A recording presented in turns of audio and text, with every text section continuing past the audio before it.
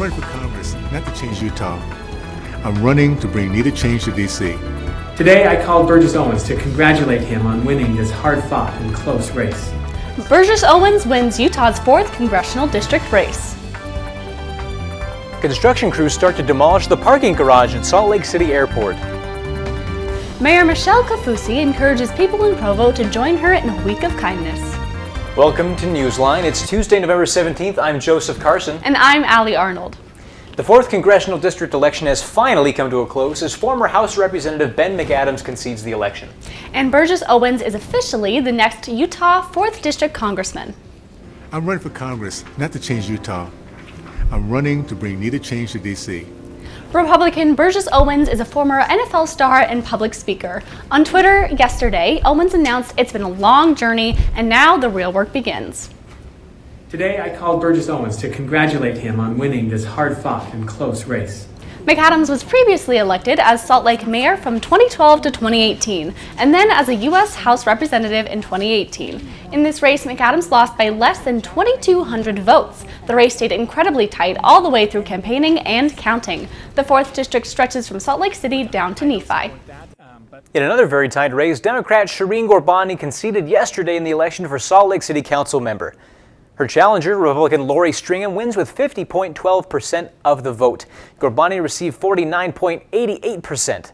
In a statement on Twitter to her supporters yesterday, Ghorbani said, "Team Shireen, we came up short in this race. We lost by 1,196 votes out of over 508,000 votes cast in this election, just 0.024%.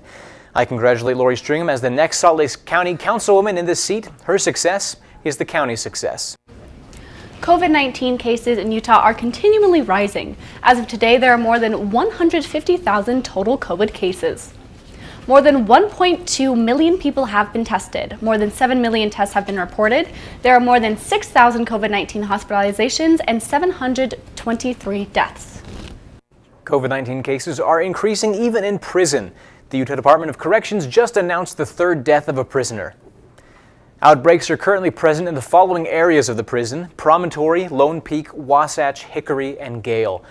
There are 684 active cases of COVID-19 between the Utah State Prison in Draper and the Central Utah Correctional Facility in Gunnison. At this time, 344 incarcerated individuals have been medically diagnosed as recovered. Tooele High School and North Summit High School will switch to online learning starting today. Tooele High School passed the state's threshold of 15 positive COVID-19 cases in the student body, prompting the move to online learning. At North Summit High School, they have not reached 15 positive COVID-19 cases, but made the move to online learning after a spike in cases. Both schools will keep learning online until after Thanksgiving. In-person classes will resume on November 30th. Walmart is counting and monitoring the number of customers entering their stores again, with COVID cases on the rise.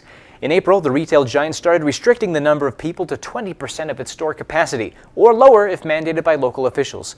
For a brief time, the stores stopped counting the number of customers that entered. Walmart is spreading out Black Friday sales to limit the number of people in the stores. Black Friday deals will last 3 weekends. The Church of Jesus Christ of Latter-day Saints will reopen 4 temples and pause the operation of 2 temples due to local COVID-19 restrictions.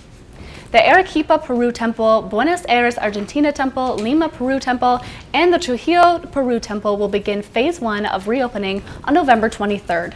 The Sacramento, California Temple and the San Diego, California Temple will pause operations. 153 of the church's 168 operating temples will be in Phase 1 by November 23rd. If you enjoy Christmas lights but like the comfort of your own home more, this is the perfect Christmas for you. And the angel said unto them, "Fear not." Temple Square is celebrating the 2020 Christmas season virtually. Sister missionaries will host a virtual tour of the Temple Square, the Christmas lights, and a concert on December 1st at 6 p.m. on churchofjesuschrist.org and the Temple Square Facebook page. The event will be published in 11 languages. Since 2016, the Church of Jesus Christ of Latter-day Saints has been inviting people around the globe to light the world each Christmas season. NewsLine reporter Emma Benson joins us now from Salt Lake City to tell us why this year's campaign is so important to some members. Emma? Well, I think it's safe to say that we all need a little Christmas right now. The Church of Jesus Christ of Latter-day Saints is inviting members and non-members alike to light the world in hopes of ending 2020 better than it started. This Christmas, let's help each other find hope in a text, or a tag, or a not-so-random act of Christ-like kindness. Light the World is a global service initiative led annually by the Church of Jesus Christ of Latter-day Saints. But this year is going to look a little different. I'm sure it's going to be different, just like everything else in our lives has been different. Due to COVID-19, no giving machines will be used this year, but the church still encourages members to donate to charities if possible and offers other ways to get involved. I mean, it's been a pretty gloomy year so far, and we definitely need a little bit of light, a little bit of joy, and Light the World's a great way to do that. I talked with Russ Dan and 2 other church members about how they plan to light the world during this COVID Christmas. Hi, how's it going? Meg Bentley recently started a YouTube channel Welcome to X with Meg. to share her beliefs with others. I'm excited to use Light the World on my channel to share with my viewers different ways each week that they can focus on a specific prompt that the church gives. Want to get involved? It's easy. All you need is your phone. Just text the word LIGHT to 71234. Throughout the month of December, you'll get daily texts with service prompts. So it'll be really nice to have those prompts every day when sometimes I'm at a loss of what can I do to reach out to someone. The church is still giving me a way to light the world even during a time where I think it's a little bit scary for people to want to help, but this is when we all need it the most. Now for more information on how you can serve throughout this Christmas season, you can visit lighttheworld.org. Reporting for NewsLine in Salt Lake City, I'm Emma Benson. Thanks, Emma. The man who drew a bow and arrow at a protest in Salt Lake City in May is now sentenced to a year in prison. 58-year-old Brandon McCormick drew a bow and arrow and pointed it at several people at a Black Lives Matter protest in May. He was charged with aggravated assault, possession of a dangerous weapon, and threatened use of a weapon in a fight. He is now sentenced to a year in prison. North Ogden vehicle burglary needs your help identifying a car burglar. The North Ogden Police Department is attempting to identify the man pictured in these photos. The man is a suspect in a vehicle burglary case. Police have not released further details. If you have any information, call police at 801-737-2209. Davis County's community newspaper, The Clipper, will stop publications after 129 years in business. Publisher R. Gale Stahl's family have been publishing The Clipper since 1891. But since the COVID-19 pandemic, The Clipper has had a difficult time getting advertising revenues and subscriptions. Stahl spoke with his staff members last week about his decision to close the business. December 4th will be their last issue. Demolition of the former Salt Lake City Airport parking garage is happening right now.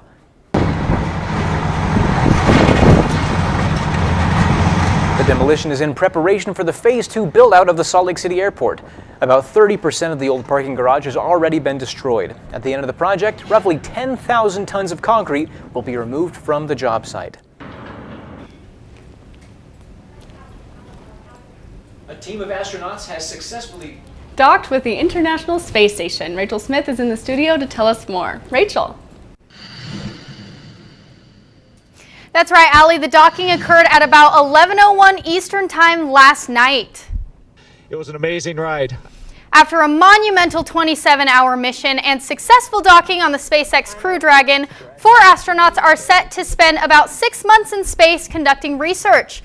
The crew of 4 turns into a crew of 5 if you include the little guy from a galaxy far, far away, Baby Yoda, who tagged along as the zero-gravity indicator. Congratulations, inspiration, and a lot of Baby Yoda are just some of the sentiments people are making on the internet. Elizabeth here says, new people! Seriously though, it's so cool to see this. Well done, NASA and SpaceX. Hashtag yay science. Now we have DV who says, every now and then humanity does something to make my soul soar high. I teach my children to be brave, kind, accept everyone for their differences, but never accept hatred as a difference. I tell them, learn something new every day and reach for the stars, my dears. Now, Linda says, SpaceX bringing Baby Yoda with them into orbit last night is just immaculate vibes. And finally, Aurora says, they literally brought Baby Yoda to the International Space Station. I am howling. This was the first operational NASA flight on a private-owned spacecraft, and NASA hopes that this will be the first of many in which spacecraft SpaceX craft shuttles cruise to the station. Back to you. Mayor Kaufusi is inviting all Provo residents to join the Kindness Week Challenge. To start this challenge, Mayor Kaufusi asked Provo residents what kindness means to them. To me, kindness can be more than just what we do and what we say. It's more about who we are. The goal is to create a culture of kindness that helps us all connect better as neighbors, friends, and even strangers. To participate in the challenge, Mayor Kaufusi invites you to visit provokindness.org for daily kindness challenges you can put in action and share with friends throughout the week. Today's challenge is to learn something new about a friend or neighbor. By sharing your experience on social media, you can win a chance to be featured on their website. Make sure to tag @ProvoKindness and remember to be kind. Seasonal savings are on their way. We started prepping for Black Friday in, I think, August. Find out how business owners prepare for Black Friday and how it affects your shopping plans. It seemed important to our whole group that this story be told through their experiences. BYU Magazine runs a story featuring 9 Black students, alumni, faculty, and staff. Hear them share their perspective on the BYU experience. BYU installed some vending machines that don't dispense snacks, but bite-sized stories. Find out where you can grab one of these tiny texts to go. And we've got warm and windy temperatures across the country. How long it'll last and what temperatures to expect for your Thanksgiving travel coming up. Okay, Dad. 1, 2, 3.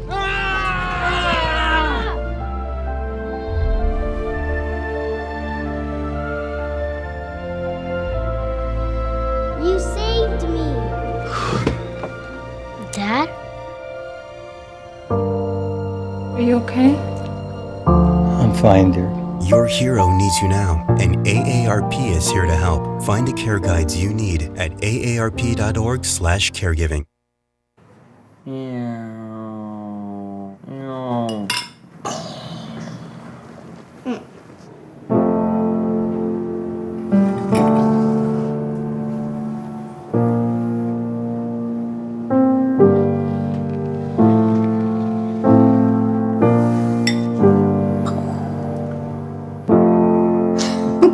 Visit aarp.org/caregiving for information on how to provide even better care for the person who wants to care of you.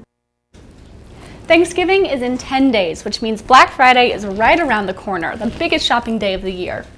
NewsLine reporter Harley Hunsaker went out to Vineyard.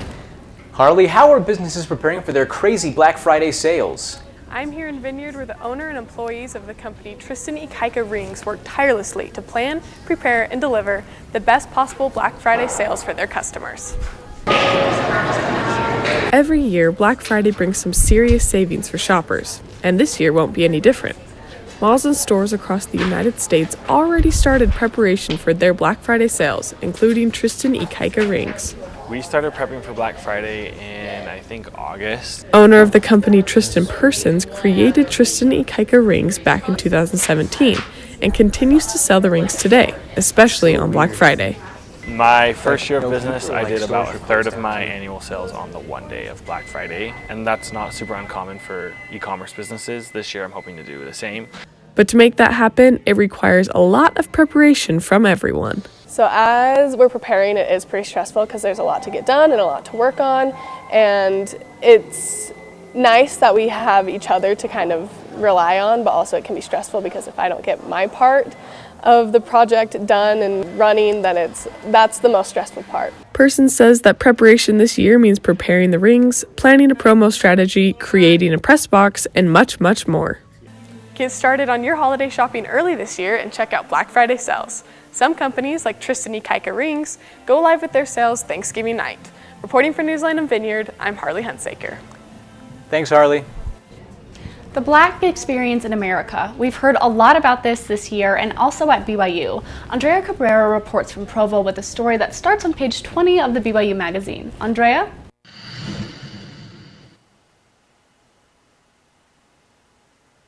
Yes, it's been a stretching and awakening year to learn about that Black experience in the United States, and especially that Black experience at BYU. And the fall 2020 issue for BYU Magazine that came in the mail like any other has a story on pages 20 through 27 that make this one a little special.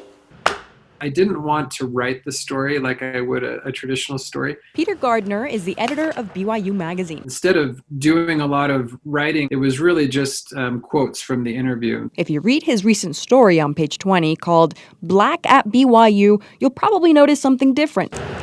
It seemed important to our whole group that this story be told through their experiences. The they he's talking about are Black students, alumni, faculty, and staff at BYU. Easy story to write. I was just pulling out these really touching anecdotes. Gardner said 99% of responses to this 8-page story have been very, very positive. Just for the magazine doing the story, but for the university being willing to talk about these issues. People are really grateful to those who are willing to participate. Carmen Codia is a recent BYU grad and one of the 9 people featured in the magazine. I'm just grateful that I was able to be one of the people that could inspire and just share my experience at BYU. Even though it wasn't easy. He asked me hard questions that I hadn't even thought about. Above all else, we know one thing for sure. Response has told us that there is an interest in having more diverse voices in the magazine. Even though BYU Magazine doesn't have any specific plans to do another article like this right now, the idea isn't completely lost. Gardner says he wouldn't be surprised if he sees more people of color or diversity of all sorts in the magazine. Reporting for NewsLine in Provo, I'm Andrea Cabrera. Thanks, Andrea. BYU campus looks a little different this year, and it's not just because of the masks. NewsLine reporter Brittany Sam tells us about 2 vending machines filled with literature written by students and famous authors. Earlier this month, the College of Humanities short story initiative hit campus with help from English professor Leslie Thorne Murphy. These machines offer randomly selected literature with 3 different options, including a 1, 3, or 5-minute read and prints using rolls of receipt paper. There is no cost to go get one, and it is touch-free. We want to make sure that these are available to the entire campus, because really BYU students at large and the community that surrounds us, we know cultures really well, and we do languages really well. And so we think that this taps into a great strength that BYU students and the community at large has. They put one vending machine in the Cougar Eat in the Student Wilkinson Center and the other in the library ground floor. The French nonprofit Short Edition made these machines and many more worldwide. This organization also uses student-written work in their dispensers, and they encourage BYU students to submit in this year's contest. Even if you've just got a few minutes to, let your creativity go wild and write down a story, a poem, a personal story even, you can submit it. Any student can submit a short story, poem, or creative nonfiction to short-edition.com by November 19th and could see their story printed by finals week. Reporting for NewsLine, I'm Brittany Sam.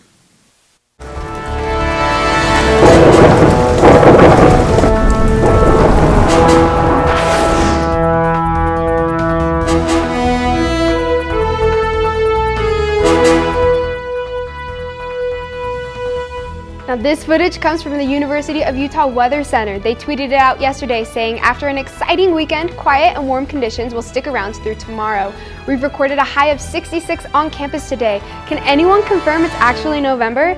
Honestly, fantastic question to be asking around this time, because if we look at the 14-day temperature outlook, we see across the country, everyone is getting abnormally high temperatures, especially in these center states, but we'll also be getting it in Utah as well.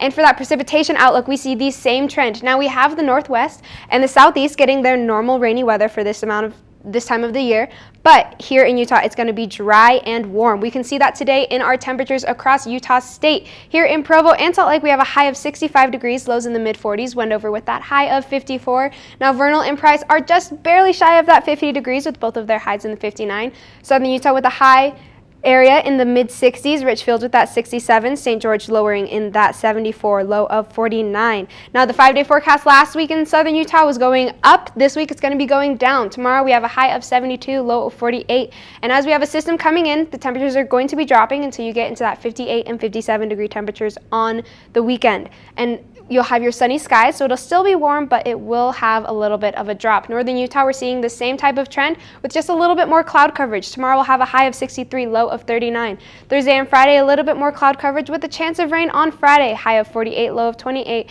And then Saturday, you'll have those sunny skies, but it'll drop into the 40s. Your lows are going to be in the 21, 23 degree range. So make sure you enjoy this warmer temperature that we'll have at the beginning of the week and look forward to some warm Thanksgiving travel weather, but be sure to be prepared for this weekend drop. Back to you guys.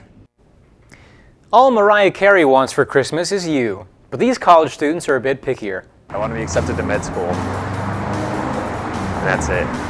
What your college student really wants for Christmas, coming up.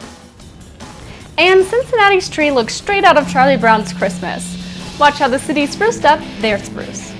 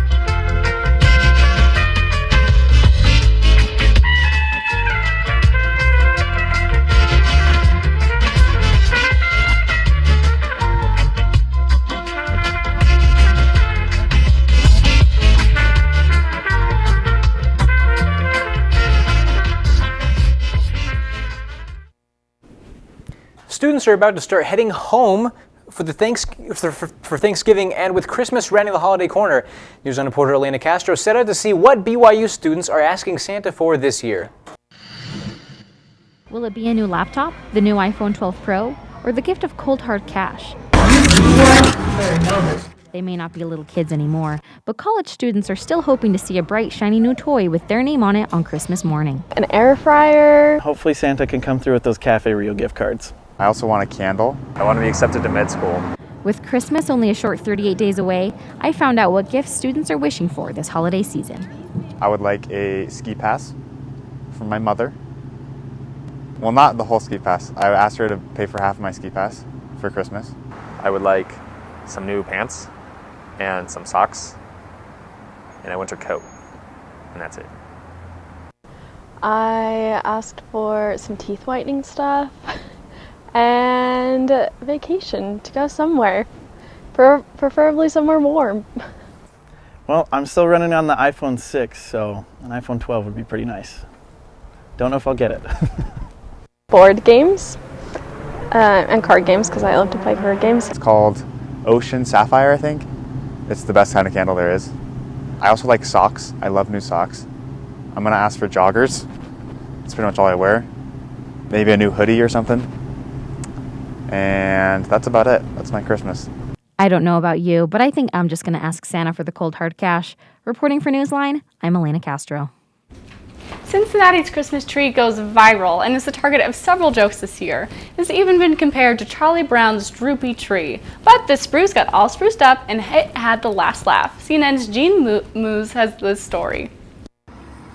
When Cincinnati's Christmas tree arrived all trussed up, oh, it's beginning to look a lot like Christmas. Yeah, Christmas 2020, a year so bad, John Oliver just blew it up. Cincinnati's tree detonated on Twitter. You think you're having a bad year? This is the city of Cincinnati's actual downtown Christmas tree. Keep it classy, Cincinnati. It was called misshapen, pathetic. Someone on my fibromyalgia page posted the Cincinnati Christmas tree, and it is a mess. The patchy gaps, the missing branches. The Cincinnati Enquirer's cartoonist needled the tree. Someone suggested it looks like Cynthia from Rugrats. You're cranky, and you need a nap. But the tree didn't sound cranky on its own Twitter account. Like all of us, I'm just doing the best I can in these trying times. Some defended it. I feel like Cincinnati's Christmas tree looks. Just throw some tinsel and lights on and let us be. Posted someone else, Cincinnati's Christmas tree looks like it has COVID. Stop with the insults. People noted that the tree definitely exudes a good grief Charlie Brown vibe. But will ornaments help? I've killed it. Oh! But Cincinnati's tree is killing it online. It's even inspired a t-shirt.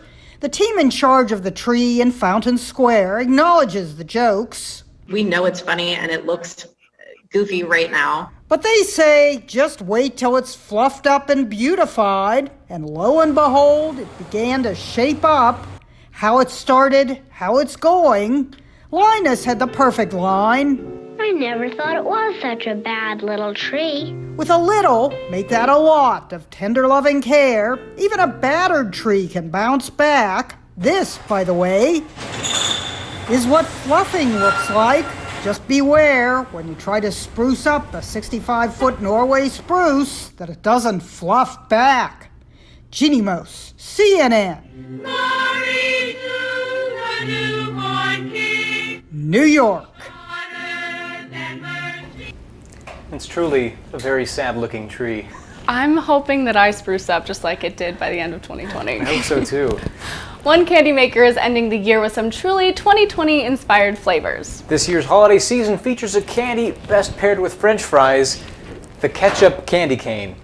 Seattle-based novelty shop Archie McPhee proclaims, "Ketchup candy canes are here to save Christmas from being dry and tasteless." If ketchup doesn't seem appealing, the store also offers pho-flavored and shiitake mushroom-flavored candy canes. They're all available on Archie McPhee's website for $6.50 for 6 candy canes. Thanks. I hate it. Thanks for joining us today for NewsLine. For more information on our stories or to share them with your friends, check out our website at universe.byu.edu/newsline. Have a great day.